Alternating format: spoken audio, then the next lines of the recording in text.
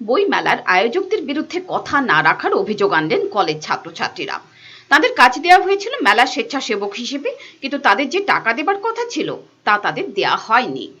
এবার ছিল ৩৭তম আগরতলা বইমেলা, কিন্তু এই বইমেলা প্রথম দিন থেকেই ছিল বিবাদে আর সমালোচনায় ঘেরা। শেষ দিনও এর ছেদ পড়ল না। রাজ্যের বিভিন্ন কলেজ থেকে আনা হয়েছিল প্রায় ১৫ জন ছেলে মেয়েকে, যারা গোটা মেলার সময়টিতে স্বেচ্ছাসেবকের কাজ করেছেন।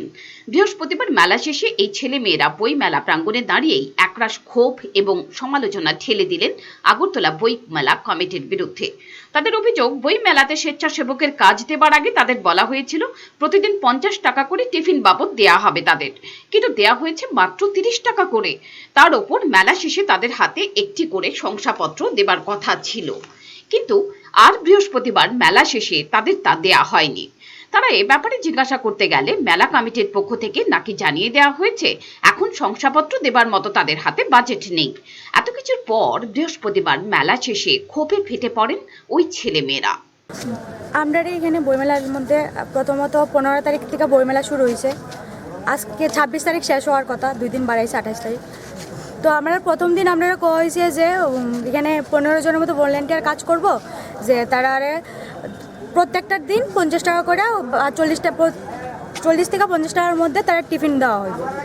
তারপরে ১৫ জনের লেগে খাওয়া, ঠিক আছে, এটাও মানলাম। আর লাস্টের দিন সবার সামনে সিএম হোক বা যাই হোক, যারা হাত দিয়া স্টেজে নিয়ে আসে সবার সার্টিফিকেট দেওয়া হইব।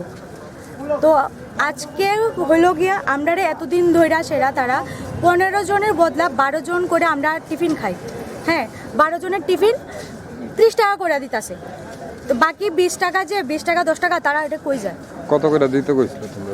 ৪০ টাকা করে, ৪০ থেকে ৫০ কইছে তারা। তো আমরা দেয় ৩০ টাকা করে। তো ৩০ টাকা করে যে দেয়, বাকি টাকাটা তারা কই যায়? আর লাস্টের দিন কইছে সার্টিফিকেট দেওয়ার কথা, আজকে কয় না বলে বাজেট নাই তারা।